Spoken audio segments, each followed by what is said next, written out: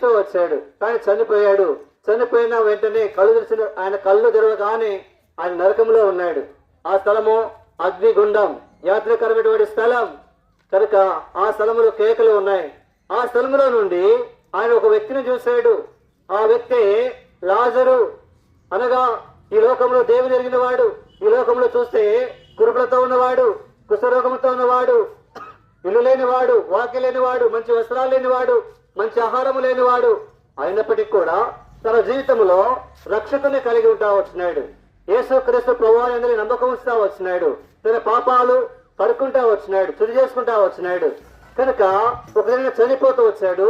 ఆయన కూడా ఆయన కళ్ళు తెరిచినప్పుడు పరలోకంలో దేవదూతల చేత కొనుకోబడి అబ్రాహ్మణమున ఆయన ఆనుకొని పడుతూ వచ్చాడు. కనుక పరలోకం సంతోషకరమైనది, పరలోకం ఆనందకరమైనది, పరలోకం సమాధానకరమైనది,